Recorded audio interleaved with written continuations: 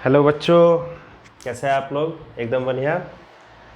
चलिए, आज से हम पहले तो बताए हैं आप लोगों को कि 2 वीडियो जो बनेगा वो आपका प्रीवियस ईयर क्वेश्चन पेपर रहेगा रिलेशन से डिटर्मिनेंट तक, ठीक है।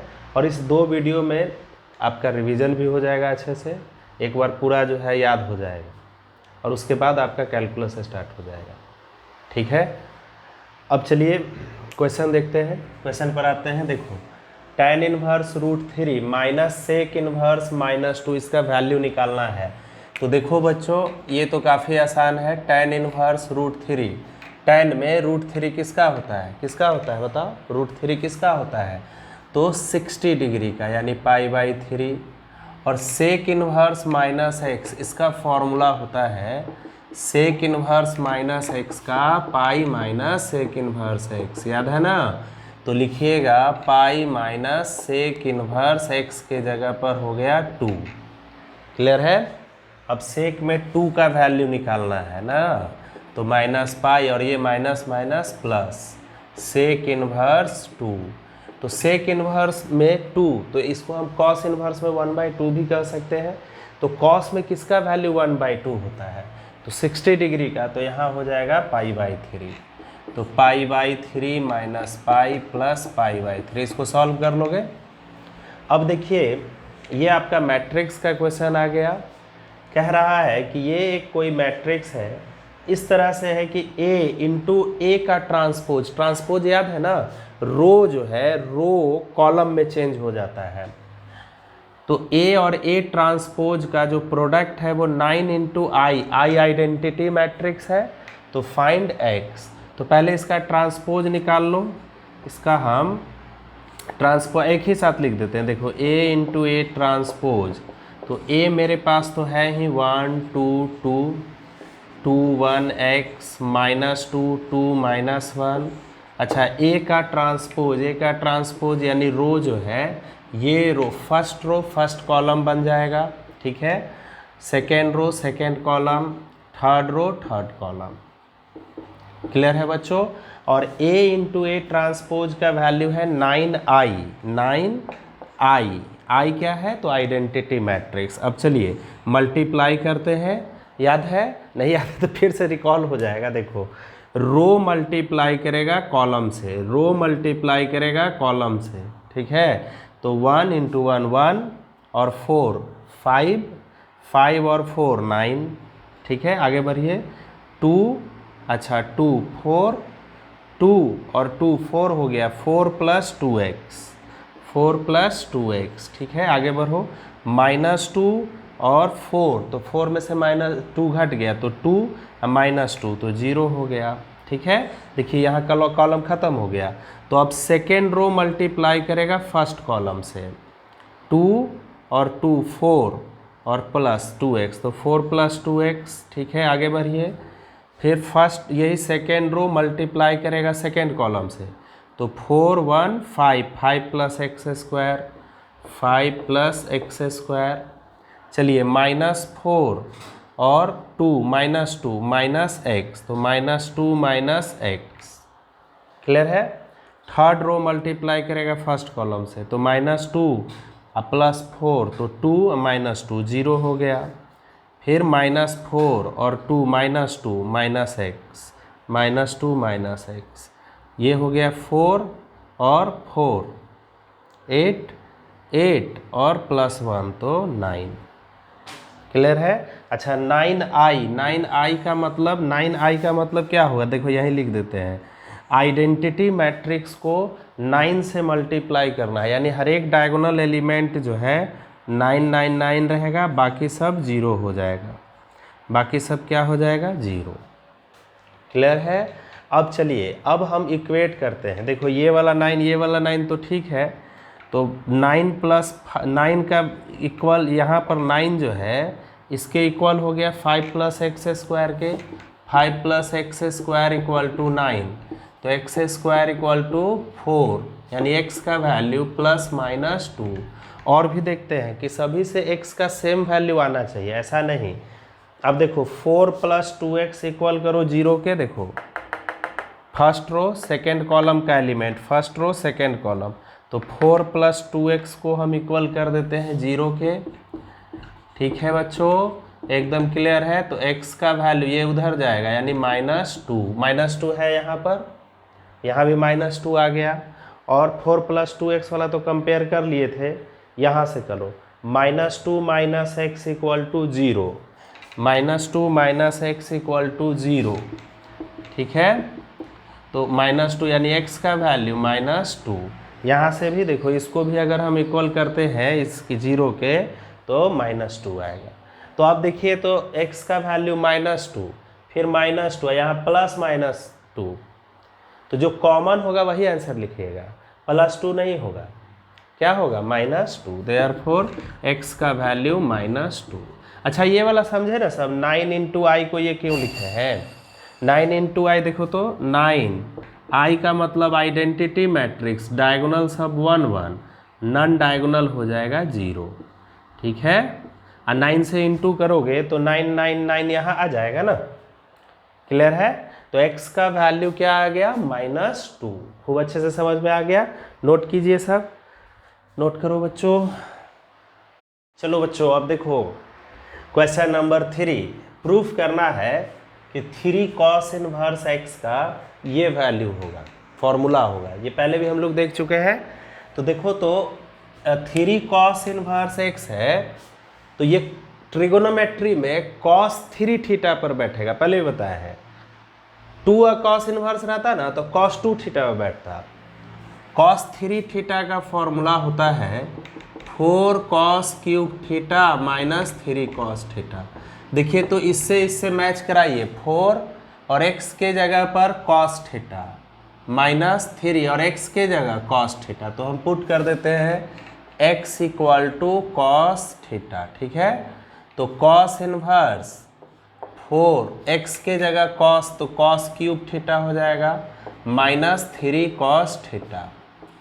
अच्छा ये बन गया cos 3 थीटा, cos 3 थीटा। ठीक है, अब क्योंकि यहाँ ब्रांच दे रखा है तो जरा देख लेते हैं, क्योंकि देखो आपको याद होगा ये दोनों कब कैंसिल होते हैं, ये दोनों कब कैंसिल होते हैं, जब थीटा 0 से लेकर के पाई के बीच में रहे, क्लोज्ड इंटरवल 0 से पाई तक। तो देखना होगा कि यहाँ पर 3 थीटा इसके बीच में आ रहा है कि नहीं। ठीक है, इससे बाहर नहीं होना चाहिए, याद होगा आप लोगों को। तो चलिए देखते हैं, यहाँ दे रखा है कि x का वैल्यू 1/2 से लेकर के 1 तक है। ठीक, अच्छा x के जगह हम क्या पुट किए, cos थीटा, तो x के जगह cos थीटा रख दीजिए, cos थीटा रख दिए। ठीक है, चलो अब इसको इन्वर्स में बदलना है, तो थीटा रहने दो, cos इन्वर्स सब में लग जाएगा। तो cos इन्वर्स 1/2, यहाँ थीटा, और यहाँ हो गया cos इन्वर्स 1। चलिए, cos में 1 किसका वैल्यू होता है, 0 का, और cos में 1/2 किसका वैल्यू होता है, तो 60 डिग्री का। तो यहाँ 60 रखोगे, यहाँ 0 रखोगे, तो ऐसा नहीं ना, cos क्योंकि डिक्रीजिंग फंक्शन है, डिक्रीजिंग फंक्शन में क्या होता है कि जब इसका यहाँ वैल्यू रखिएगा तो ये अब शुरू में लिखा जाएगा और ये बाद में रहेगा। cos इनवर्स 1 का वैल्यू 0, तो 0 आगे हो जाएगा थीटा, और cos इनवर्स 1/2 का वैल्यू π/3। बात समझे, क्योंकि डिक्रीजिंग फंक्शन है तो ये उल्टा काम करता है, जैसे जैसे डोमेन बढ़ता है रेंज घटते जाता है। cos का आप देखे होंगे टेबल, cos 0 का 1, और फिर डोमेन बढ़ाते हैं 30 डिग्री तो √3/2, फिर घटते जाता है 1/√2, फिर 1/2, फिर 0, ऐसे करके घटते जाता है। क्या होता है, cos 0 का 1 होता है ना, फिर √3/2, फिर 1/√2, फिर 1/2, फिर 0, देखते हैं डिक्रीज करते जाता है। इसलिए जब एंगल आप रखिएगा तो पलट जाएगा, क्लियर है। ऐसे भी तुम सोचो ना, 60 डिग्री से बड़ा थीटा छोटा हो जाएगा 0 से, ऐसा नहीं ना होगा, मैंने 60 छोटा हो जाएगा 0 से नहीं, तो इसलिए इसको पलट दिया जाएगा। अब यहाँ 3 थीटा है ना, तो 3 से मल्टीप्लाई कर दीजिए, मल्टीप्लाई कीजिएगा 0 × 3 तो 0, और ये हो जाएगा 3 थीटा और ये हो जाएगा पाई। देखिए तो यह जो 3 थीटा है अपने ओरिजिनल ब्रांच में है 0 और पाई के बीच में, तो हमको पता है cos inverse cos x equal to ये दोनों तभी कटता है जब x मेंबर होता है 0 से लेकर के कहाँ तक पाई तक। तो यहाँ 3 थीटा है ना, x के जगह पर देखो, x के जगह पर यहाँ 3 थीटा है, तो जैसे x 0 से लेकर के पाई तक, तो यहाँ 3 थीटा 0 से लेकर के कहाँ तक पाई तक, यानी यह कैंसिल हो जाएगा। तो 3 थीटा और 3 थीटा का वैल्यू यहाँ से निकाल लीजिए कॉस इनवर्स x, थीटा यही रह जाएगा, कॉस इधर आ जाएगा। यही ना प्रूफ करना था। क्लियर है बच्चों? अब आगे बढ़िए। ए मैट्रिक्स दे रखा है such that A inverse equal to k into A, find k. तो ए इनवर्स का फॉर्मूला हम लोगों को पता है, ए इनवर्स बराबर क्या होता है, एडजॉइंट ए अपॉन डिटर्मिनांट ए। ठीक है, पहले हम लोग इसका डिटर्मिनांट वैल्यू निकाल लेते हैं।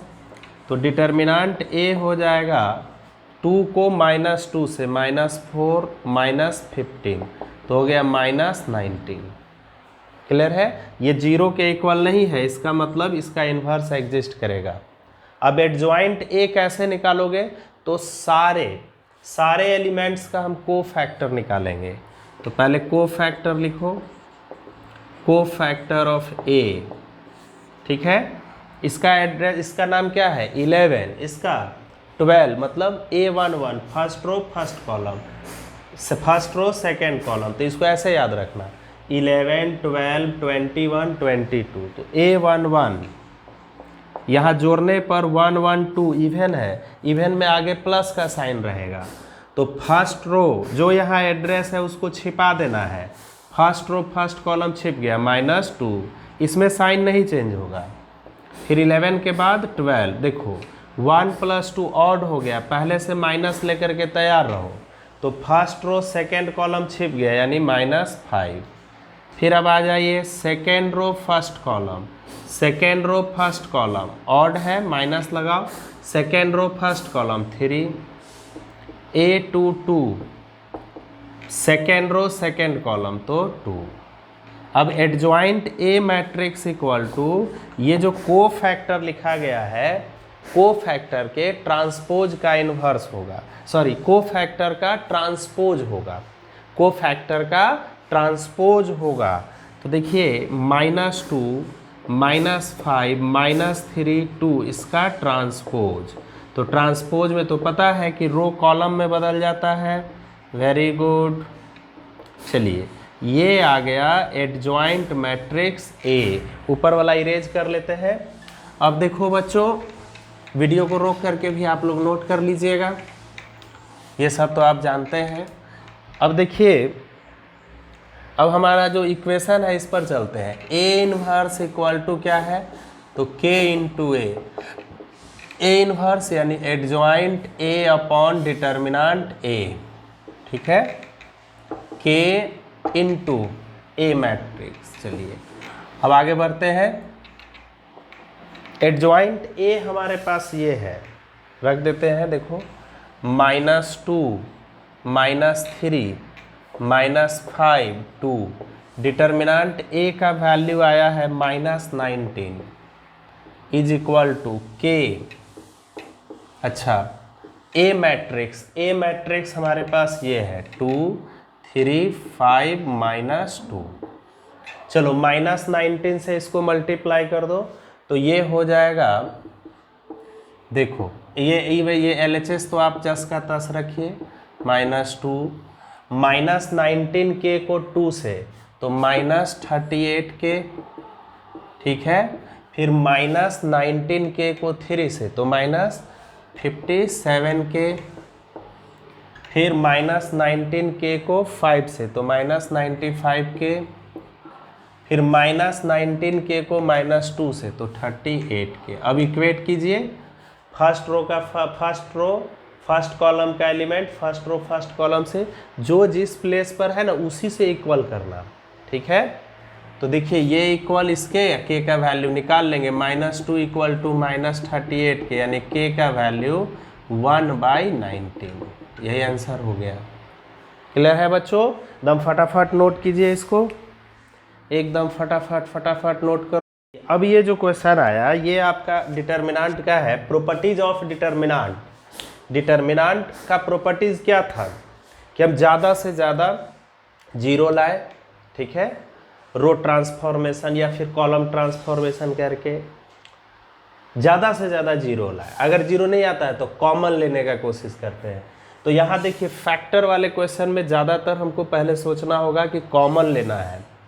देखिए कॉमन क्या हमको आना चाहिए, a plus B plus C आ जाए या A B plus B C plus C A आ जाए, ऐसा ही रूल अप्लाई करेंगे। तो हम लोग यहाँ देख रहे हैं क्या, देखिए अगर हम कॉलम, ये कॉलम है C1 में C2 और C3 ऐड कर दें, देखो -4a प्लस 5 है तो a हो जाएगा, a प्लस बी प्लस सी, ये आ रहा है। फिर इसमें भी 5b में से 4b घटेगा तो b यानी a प्लस बी प्लस सी हो जाएगा। यानी कॉलम फर्स्ट में C1 में C1 plus C2 plus C3 ये ऐड कर दीजिए।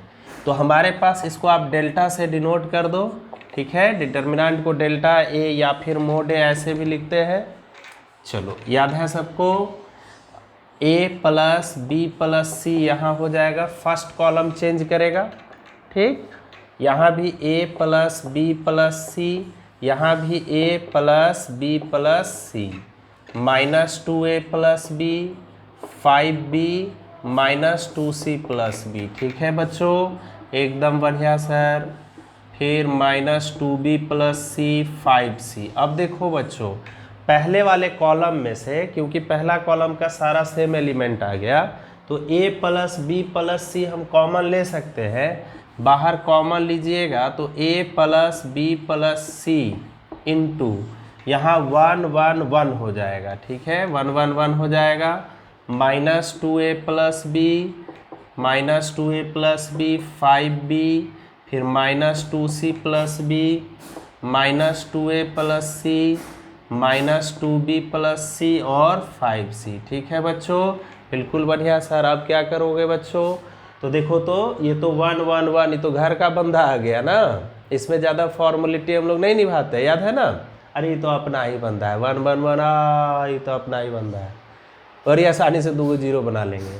R1 में से R2 और R2 में से R3 माइनस कर दीजिए, R1 में से R2, देखो R1 में से R2 घटाओगे तो 0 हो जाएगा, फिर R2 में से R3 घटा देंगे तो 0 हो जाएगा, ठीक है बच्चों, बिल्कुल बढ़िया सर। अब देखिए तो हमारे पास आ गया a प्लस बी प्लस सी, तो पहले से आ गया था, तो R1 माइनस R2 यानी ये 0, फिर -2a प्लस बी में से ये 5b माइनस कीजिएगा तो b minus 5b minus 4b यानी -2a या -4b, ठीक है। फिर इसमें से इसको माइनस करोगे तो c तो कैंसिल हो जाएगा, माइनस माइनस प्लस यानी -2a प्लस 2b, फिर R2 माइनस R3 भी ना है तो R2 चेंज होगा, देख लो एड्रेस यहाँ R2 है, R2 चेंज होगा तो R2 माइनस R3 1 माइनस 1 0, फिर 5b में से माइनस करोगे इस क्वांटिटी को, तो माइनस करोगे तो इस साइन तो चेंज हो जाएगा, यानी ये -b 5b में से b जाएगा 4b, ये प्लस तो 4b प्लस 2c, ठीक है। फिर R2 माइनस R3 तो ये तो -5c हो जाएगा, c में से 5c घटाओगे -4c, -2b minus 4c, फिर यहाँ 1 -2c प्लस b और यहाँ 5c, ठीक है, क्लियर है। अब 2 जीरो आ गया, 1 को लेकर के एक्सपेंड कर देंगे तो ये और ये छिप जाएगा, ये इससे मल्टीप्लाई करेगा, ये इससे मल्टीप्लाई करेगा, तो जो बचा हुआ फैक्टर है वो आ जाएगा। बना लीजिएगा कि हमको बनाना पड़ेगा, नहीं बना लेना साहब अपने से, नोट करो तुम फटाफट, थोड़ा सा वीडियो रोक करके बनाते हैं ताकि। चलो बच्चों अब अगला प्रॉब्लम देखते हैं। देखिए अब ये रिलेशन का प्रॉब्लम आ गया, x, y, ठीक है, x और y रिलेशन बना रहा है, कैसा रिलेशन, तो x minus Y is divisible by 3। x minus Y जो है डिविजिबल है 3 से, ठीक है। प्रूफ करना है कि R इक्विवेलेंस रिलेशन है, और रिलेशन जो है डिफाइंड है z पर, यानी इंटीजर पर डिफाइंड है। तो इक्विवेलेंस रिलेशन यानी रिफ्लेक्सिव, सिमेट्रिक, ट्रांजिटिव तीनों। तो रिफ्लेक्सिव के लिए याद होगा x है तो y के जगह भी x रख देते हैं, y के जगह भी x रख देते हैं, ठीक है। तो y के जगह x रखोगे तो x minus X equal to 0। 0 divisible है 3 से, इज डिविजिबल बाय 3, ठीक है। For all x belongs to integer, integer के सारे वैल्यू के लिए x माइनस एक्स यानी 0 डिविजिबल है 3 से, इसलिए R एक क्या है, रिफ्लेक्सिव है। अच्छा, सिमेट्रिक याद होगा कि अगर x रिलेटेड है y से तो y भी रिलेटेड होगा x से, यही ना था सिमेट्रिक रिलेशन। यानी x minus Y is divisible by 3, x minus Y is divisible by 3, then तो y माइनस एक्स भी y minus X also is divisible by 3, y minus X is also divisible by 3। लिख लोगे, इसका मतलब ये तो एक लाइन का है, सिमेट्रिक भी है। अब ट्रांजिटिव क्या था कि x माइनस वाई, मतलब x रिलेटेड है y से, ठीक है। तो अगला पेयर y से स्टार्ट होगा, y रिलेटेड है z से, तो हमको क्या दिखलाना था कि x रिलेटेड होगा z से, यानी x minus Y is divisible by 3, ठीक है। एंड अच्छा, y से ही अब स्टार्ट करना, y माइनस जेड, अपने से एक z ले लेंगे, y minus Z is divisible by 3, ठीक है बच्चों। चलो, तो अब हमको दिखलाना है कि x माइनस जेड भी डिविजिबल होगा 3 से। तो सोचो जरा, अब जगह नहीं है, सब अपने से लिखना। इसको और इसको ऐड कर देंगे तो y और माइनस वाई कट जाएगा, यानी x माइनस जेड डिविजिबल हो जाएगा 3 से। ऐड कर देंगे, इसको और इसको हम ऐड कर देंगे तो x minus Y plus Y minus Z, ये कट जाएगा, x minus Z divisible by 3। यानी ये ट्रांजिटिव रिलेशन भी है, इसलिए ये इक्विवेलेंस रिलेशन है। क्लियर है, बिल्कुल क्लियर है। चलिए अब देखिए, ये सब छोटा छोटा क्वेश्चन है। A into adjoint matrix A का ये वैल्यू दे रखा है, फाइंड डिटर्मिनेंट A। तो आपको याद होगा A इंटू एडजॉइंट A, इसका फॉर्मूला होता है determinant A into I, determinant A into I इसका फॉर्मूला होता है। देखो तो यह जो मैट्रिक्स है इस पैटर्न पर बैठ रहा है कि नहीं, तो 8 कॉमन ले लेते हैं सभी में से, मैट्रिक्स में सारे एलिमेंट से कॉमन लेते हैं। डिटर्मिनेंट की तरह नहीं कि एक रो या एक कॉलम से हम कॉमन ले सकते हैं, मैट्रिक्स में सभी में से कॉमन लिया जाएगा।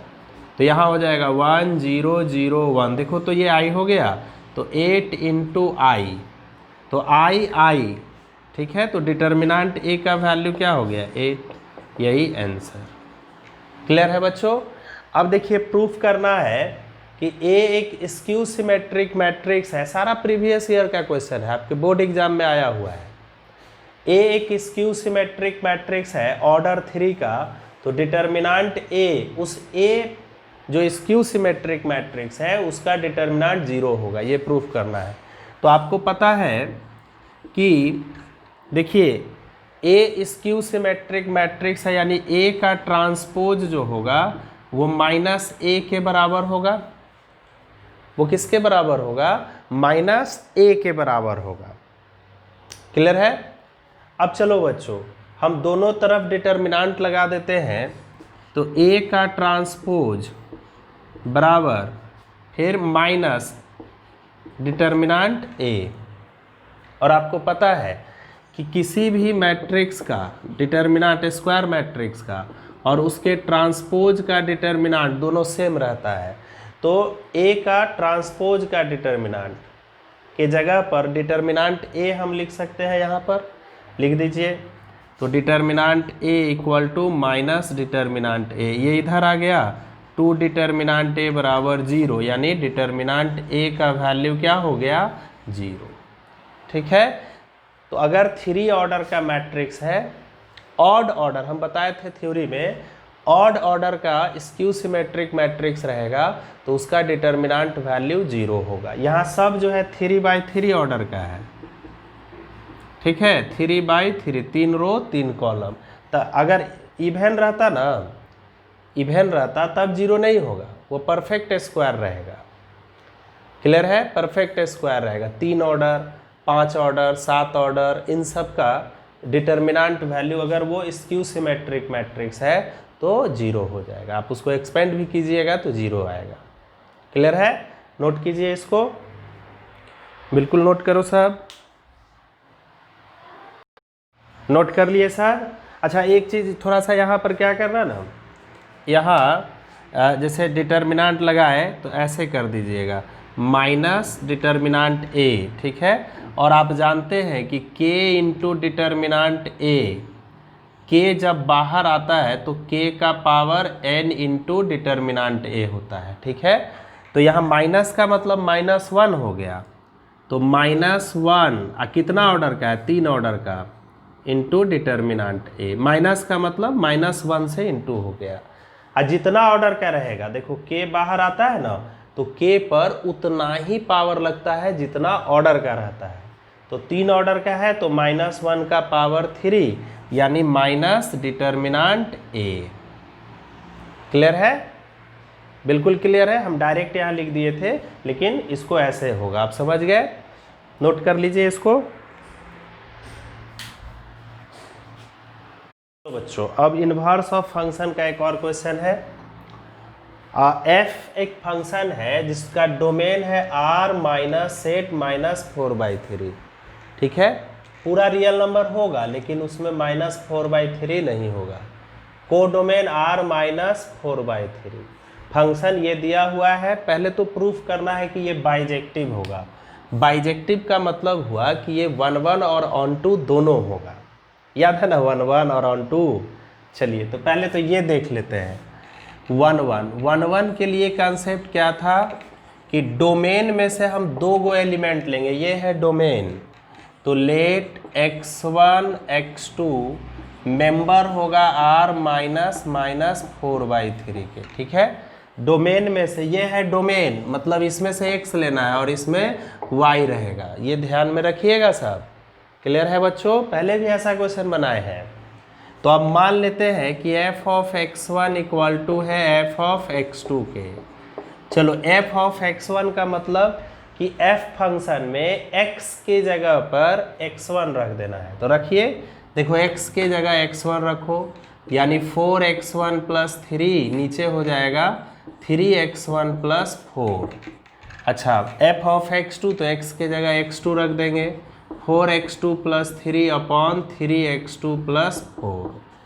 ठीक है, 1 1 में हमको क्या दिखलाना रहता है कि अगर f ऑफ x1 इक्वल है f ऑफ x2 के, तो x1 इक्वल टू x2 ये दिखलाना है और ये बतलाना है कि ये यूनिक सॉल्यूशन होगा, एगो आंसर आएगा। ठीक है, तो चलिए क्रॉस मल्टीप्लिकेशन करते हैं इसको। तो 4x1 × 3x2, तो 12x1 x2 प्लस 4 4 जा 16x1 प्लस 9x2 प्लस 12। अब इसको तो 12x1 x2, ठीक है बच्चों, 3 3 जा 9x1। चलिए आगे बढ़िए, 4 4 जा 16x2 और प्लस 12। देखो 12x1 x2 कट गया, 12 12 कट गया, x1 वाले को एक तरफ और x2 वाले को दूसरे तरफ भेजिए फटाफट। तो ये +9 इधर आएगा, -7, यानी 7x1, 16 में से 9 जाएगा, ये उधर जाएगा 7x2, 7 7 कट गया, यानी x1 इक्वल टू x2। ये यूनिक आंसर हो गया। देयरफॉर यह जो फंक्शन है यह 1 1 फंक्शन है। अब आ जाइए ऑन टू का भूलने वाला नाम। आप बेटा भूल गए साहब, 1 1 का भूलने वाला नाम भूल गए। हम कहे थे कि भूल जाओगे, लेकिन हम याद दिलाएंगे। 1 1 का भूलने वाला इंजेक्टिव। ऑनटू का सर्जेक्टिव, ऑनटू का सर्जेक्टिव। चलो, तो ऑनटू के लिए फंक्शन को y मान लेंगे, y मान लेंगे फंक्शन को, ठीक है। और f ऑफ x का वैल्यू ये है 4x plus 3 upon 3x plus 4। अब x और y बतलाना पड़ेगा ना, तो x मेंबर है इसका, x इसमें रहेगा r माइनस 4/3। अच्छा, y मेंबर होगा इसका r माइनस 4/3। क्लियर है बच्चों? चलिए, अब यहाँ से कहता है कि x का वैल्यू y के टर्म में निकालिए, तो इससे और इससे चलेंगे, ठीक है। तो देखो y equal to 4x plus 3 upon 3x plus 4। फटाफट नोट कीजिए, वीडियो रोक करके रफ कर दें। हाँ चलो, अब देखो बच्चों, देखो बच्चों, अब क्या कहता है, यहाँ से x का वैल्यू निकालना है। क्रॉस मल्टीप्लिकेशन कर लीजिए, तो 3x प्लस 4 को 3xy प्लस 4y, ठीक है। ये उधर जाएगा तो 4x प्लस 3। अब जितना x वाला है ना, सबको लेफ्ट साइड ले आओ। तो इसमें x है, इधर ही रहने दो, y वाला उधर भेजो। देखो इसमें x है, इसको इधर, इसमें y है लेकिन इधर ही रहेगा क्योंकि x है यहाँ। x वाले को लेफ्ट साइड, तो 3xy माइनस 4x, हम minus 4y plus 3x common ले लेते हैं। बिल्कुल सर, ले लीजिए। तो 3y माइनस 4, ठीक है, माइनस 4y प्लस 3। तो x का वैल्यू आ गया minus 4y plus 3 upon 3y minus 4, ठीक है। अच्छा, x जो था, देखिए x क्या था, तो रियल माइनस 4/3, यहाँ हम लोग साइड में लिख रहे हैं। y क्या था, तो y था रियल नंबर माइनस 4/3। चलो बच्चों, इतना तो पक्का पता चल गया ना कि y का वैल्यू 4/3 नहीं रख सकते हैं। देख लो, y की जगह अगर 4/3 रखोगे ना, यहाँ रख करके दिखाते हैं। देखो 4/3 रखोगे, 3 कट जाएगा, 4 माइनस 4 0 हो जाएगा। यानी y के जगह पर हम सारा रियल नंबर रख सकते हैं। क्यों हम ऐसा कह रहे हैं? देखो, क्योंकि यहाँ p/q के फॉर्म में है, तो p/q के फॉर्म में कंडीशन सिर्फ यही था ना बच्चों कि ये 0 नीचे वाला 0 के बराबर नहीं होता है, बाकी सब रियल नंबर है। अगर ये 0 नहीं है तो ये पूरा क्या है, रियल नंबर है। तो y के जगह तो हम 4/3 रख ही नहीं सकते हैं, पहले ही हमको दे दिया था कि रखिएगा तो 0 हो जाएगा, तो नहीं रखिए। तो नहीं रखेंगे, इसका मतलब ये पूरा क्या हो जाएगा, रियल नंबर हो जाएगा। तो इतना तो पता चल गया कि y के जगह पर हम पूरा रियल नंबर एक्सेप्ट 4/3 रख सकते हैं। लेकिन इस एक्सप्रेशन से ये नहीं पता चल रहा है कि x का वैल्यू माइनस 4/3 होगा कि नहीं होगा। ये तो क्लियर है, ये ओके हो गया।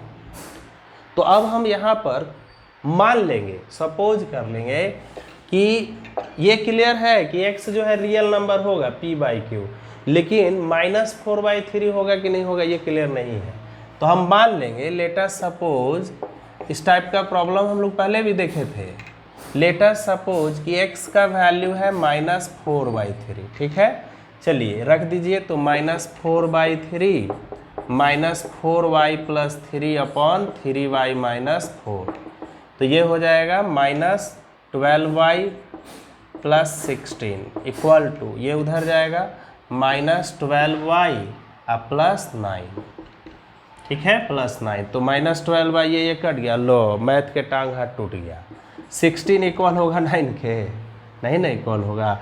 इसका मतलब ये हुआ बच्चों, इसका मतलब ये हुआ, क्या मतलब हुआ सर, क्या हुआ बताइए। इसका मतलब ये हुआ कि x का वैल्यू माइनस 4/3 नहीं रखेंगे। तो इतना तो पता चल गया था कि x p/q है तो रियल नंबर होगा। अब क्लियर भी हो गया कि हाँ पूरा रियल नंबर होगा, लेकिन माइनस 4/3 नहीं होगा। तो लिख देंगे कि therefore here for all y belongs to r minus 4/3 there exists x belongs to r minus 4/3। so f is onto, भूलने वाला नाम, f is surjective। अब इसका इन्वर्स भी फाइंड आउट करना था, तो चलिए इन्वर्स भी निकालते हैं। वीडियो रोक करके नोट कर लीजिएगा साहब, ठीक है? एकदम ठीक है सर, खूब बढ़िया से तैयारी करो। चलो बच्चों देखो, अब देखो देखो देखो अब इन्वर्स कैसे निकालते हैं। तो इन्वर्स के लिए क्या करिएगा, फंक्शन को y मान लेंगे, f ऑफ x। हमारा क्वेश्चन क्या था, क्वेश्चन देखिए, क्वेश्चन हमारा था 4x plus 3 upon 3x plus 4, ठीक है? अच्छा x क्या था, तो रियल नंबर माइनस 4/3। अच्छा y क्या था, तो real number minus 3/4, real number minus 4/3। Clear है बच्चों? बिल्कुल क्लियर है सर। अब इन्वर्स कैसे निकालिएगा, तो f इधर आ जाएगा, पहले तो ये कर लेना, f इन्वर्स y बराबर x, रिजल्ट फर्स्ट। अब x का वैल्यू, जब भी इन्वर्स कहेगा तो x का वैल्यू निकाल लेंगे भाई, इन्वर्स नहीं, फंक्शन में x का वैल्यू निकालिएगा, वही क्या होता है, इन्वर्स। तो यहाँ से और यहाँ से निकालते हैं, y/1 equal to 4x plus 3 upon 3x plus 4, ठीक है बच्चों? अब चलिए क्रॉस मल्टीप्लिकेशन कीजिए sir, 3xy plus 4y, 4x plus 3x वाले को एक तरफ ले आइए सर, तो 3xy माइनस 4x, ये उस साइड जाएगा, minus 4y plus 3x common ले लीजिए, तो 3y minus 4 minus 4y plus 3, तो x का वैल्यू हो जाएगा minus 4y plus 3 upon 3y minus 4। ये x का वैल्यू यहाँ रख दीजिए, तो f inverse y equal to minus 4y plus 3 upon 3y minus 4। इसको जनरली x के फॉर्म में लिख देते हैं, तो हमारे पास minus 4x plus 3 upon 3x minus 4। Clear है बच्चों? अब क्या कह रहा था, इसी में और क्वेश्चन था कि f इनवर्स 0 निकालिए, तो जहाँ जहाँ x है ना वहाँ वहाँ 0 पुट कर दो, काफ़ी सिंपल है। तो ये 0, तो 3 माइनस 4 यानी माइनस 3/4। फिर अगला इसी में क्या था कि f इनवर्स x बराबर है 2, तो x का क्या वैल्यू होगा, तो देखो, तो f इनवर्स x का ये वैल्यू निकाले हैं ना हम लोग, तो रख दीजिए minus 4x plus 3 upon 3x minus 4 equal to 2। Cross multiplication करके x का वैल्यू निकाल लेंगे। खूब अच्छे से समझ में आ गया? दम नोट कीजिए फटाफट, फटाफट नोट करो साहब। चलो बच्चों अब देखो अगला क्वेश्चन है कि इन दोनों मैट्रिक्स का प्रोडक्ट ये दे रखा है, ठीक है? अब हम लोग मैट्रिक्स पर आ गए, एग्जाम में भी ऐसे ही आएगा, आगे रिलेशन का रहेगा, फिर मैट्रिक्स, फिर और भी कैलकुलस का क्वेश्चन रहेगा, इधर उधर से रहेगा। तो देखिए ए मैट्रिक्स का वैल्यू निकालना है, ठीक है? तो प्रोडक्ट ऑफ मैट्रिक्स में मान लो ए है m/n ऑर्डर का, b है n/p ऑर्डर का, तो पहले वाले का कॉलम बाद वाले का रो इक्वल होना चाहिए, याद है? पहले वाले का कॉलम बाद वाले का रो इक्वल होना चाहिए, ये दोनों इक्वल है, तो जो रिजल्ट मिलेगा, मान लो a और b को मल्टीप्लाई किए c आ गया, ठीक है? तो c का रिजल्ट क्या होता है, तो यहाँ से m और यहाँ से p, m/p। तो इस टाइप के प्रॉब्लम में first of all we have to find order of matrix, ठीक है? तो ए मैट्रिक्स का ऑर्डर हम बच्चों मान लेते हैं कि m/n है। चलो a का ऑर्डर क्या है, m/n, ठीक है? और इस मैट्रिक्स का ऑर्डर 2 -1 1 0 -3 4। देखिए एक पहले रो देखते हैं ऑर्डर लिखते समय, 1 2 रो 3 रो और 2 कॉलम, 3/2। चलिए इधर जो रिजल्ट आया, रिजल्ट का भी ऑर्डर देखते हैं, तो इसमें तुम लोग बताओ कितना रो है, तो 3 रो है सर और 2 कॉलम यानी 3/2। तो पहले ऑर्डर देखना है, तो पहले वाले मैट्रिक्स का कॉलम और बाद वाले मैट्रिक्स का रो ये दोनों इक्वल होगा क्योंकि प्रोडक्ट डिफाइंड है, यानी m का वैल्यू मिल गया क्या, 2, ठीक है? अब देखिए जो रिजल्ट होगा उसका ऑर्डर क्या होगा, तो यहाँ से 3 और यहाँ से n, 3 और n यानी 3/n इक्वल होगा किसके, 3/2 के। यहाँ भी देखे थे ना n बराबर वाला खत्म हो गया, तो यहाँ से m यहाँ से p, तो m बाई पी, तो यहाँ से ये 2 और m तो इक्वल हो गया क्योंकि मल्टीप्लाई तो डिफाइंड है। तो यहाँ से 3 और यहाँ से n, यानी 3 बाई n इक्वल होगा रिजल्ट के ऑर्डर के। 3 3 कट गया यानी n का वैल्यू 2। तो n जो है 2 बाई, ये a जो मैट्रिक्स है a, therefore a is 2 by 2 order matrix, ये पता चल गया। चलो तो मान लेते हैं कि a जो मैट्रिक्स है वो 2 by 2 order a b c d ले लो। चलिए रख दीजिए यहाँ 2 -1 1 0 -3 4, a मैट्रिक्स के जगह 2 by 2 a b c d का वैल्यू निकाल लो, आंसर आ जाएगा। इसमें कौन सी बड़ी बात है ना। तो देखिए मल्टीप्लाई कैसे होगा, तो रो मल्टीप्लाई करेगा कॉलम से, यानी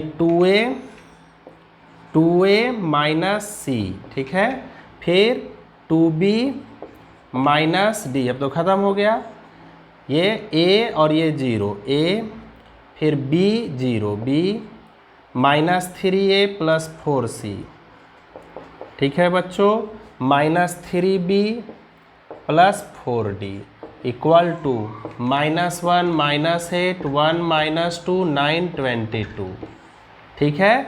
चलिए ये इक्वल हो जाएगा इसके, देखो a का तो वैल्यू मिल गया, a का वैल्यू 1, अब b का वैल्यू -2, ठीक है। फिर ये इक्वल हो जाएगा इसके 2a minus C equal to -1, 2b minus D equal to -8, a का वैल्यू 1, b का वैल्यू -2, सब इक्वल कर देंगे।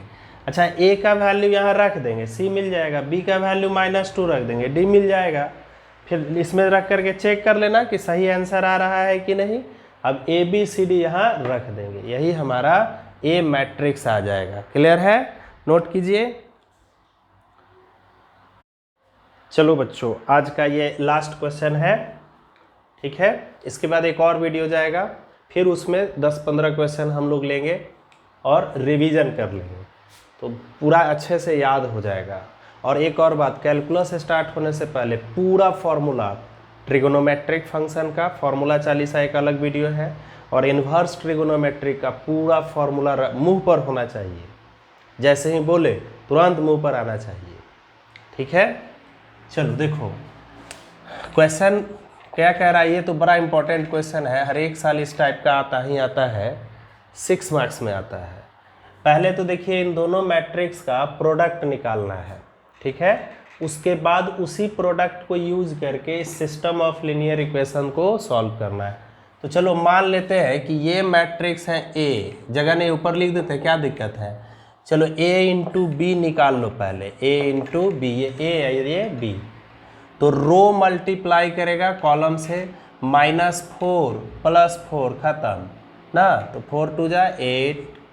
चलो बच्चों आगे बढ़ो, 4 ये 4 हो गया, -8, 4 और -8, -4 + 4 0, -4 और -8 ये 0 हो जाएगा, सिर्फ डायगोनल एलिमेंट रहेगा, -7 1, -6 + 6 0, ये 7 -2 तो -5 और +3 सॉरी 7 -2 5 और 3 8, फिर ये 0 फिर ये 0 0 8, ठीक है। आप लोग मल्टीप्लाई कीजिएगा, 8 यहाँ से कॉमन ले लेंगे, 8 कॉमन लीजिएगा तो 1 0 0 0 1 0 0 0 1, ये आइडेंटिटी आ गया। और आपको पता है कि अगर दो मैट्रिक्स का प्रोडक्ट आइडेंटिटी होता है तो दोनों एक दूसरे का इन्वर्स होता है, तो इसको हम ऐसे लिख देते हैं, 8 को इधर ले आना,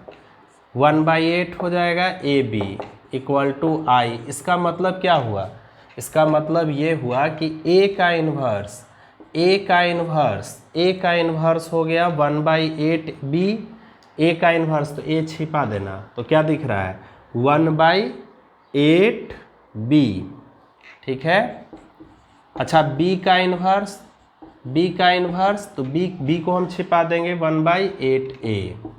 चलो बच्चों इन्वर्स मिल गया, अब इसका हम सिस्टम ऑफ लीनियर इक्वेशन का अब हम इसका अलग अलग बांटते हैं, कोफिशिएंट मैट्रिक्स, वेरिएबल मैट्रिक्स सब में बांटते हैं।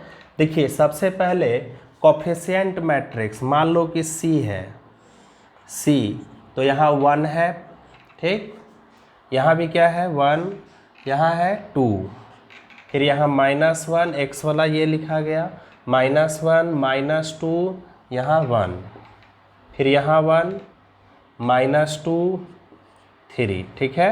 Coefficient matrix, variable matrix X Y Z और इधर जो है कांस्टेंट मैट्रिक्स, चलो D ले लिए, D ले लिए तो D क्या है 4 9 1।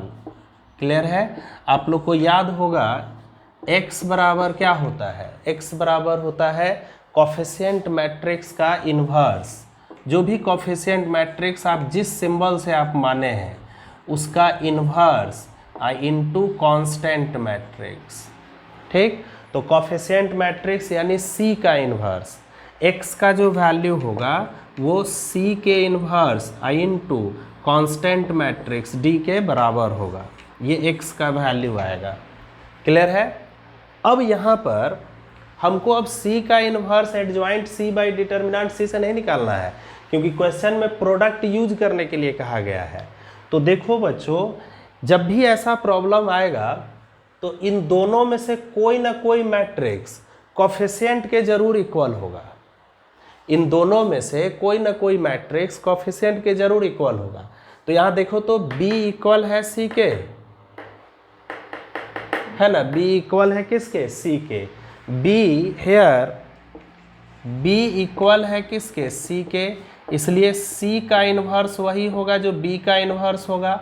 और B का इन्वर्स क्या है बच्चों, B का इन्वर्स है 1/8 इंटू A, 1/8 इंटू A, ये है B का इन्वर्स। तो रख देते हैं, ऊपर वाला भी इरेज कर देते हैं, इसका कोई काम है नहीं, हाँ लेकिन B इन्वर्स लिखना है तो ये यहाँ से इरेज करते हैं। देखो चलो बच्चों, तो अब देखिए x इक्वल टू हमारे पास आ गया C इन्वर्स यानी 1/8 इंटू A इंटू D। चलो अब आप इरेज कर सकते हैं, लिखा गया A मैट्रिक्स ये है हमारे पास -4 4 4 -7 1 3 5 -3 -1। अच्छा D मैट्रिक्स ये है 4 9 1। क्लियर है, बिल्कुल क्लियर है सर। तो अब तो बन जाएगा, काफ़ी आसान हो गया। मल्टीप्लाई करना है, 8 से डिवाइड कर देना है, तो -16 और ये 36, 20 और 4 24 हो गया। चलिए -28 + 9 तो -19 और 3 तो -16। फिर ये यही रो इससे इंटू करेगा, 20 -27 तो -7 -1 -8। x के जगह आप लिख दो XYZ, 8 से डिवाइड करोगे 3 -2 -1, तो x का वैल्यू क्या आ गया बच्चों, 3 आ गया, y का -2 आ गया और z का -1 आंसर। क्लियर है। तो आज के लिए इतना ही, खूब अच्छे से पढ़िए सर, और थोड़ा तेज़ी लाना बच्चों। कैलकुलस आपका ट्यूसडे से स्टार्ट होगा, ठीक है। अब चलते हैं, खूब पढ़िए सर, थैंक यू।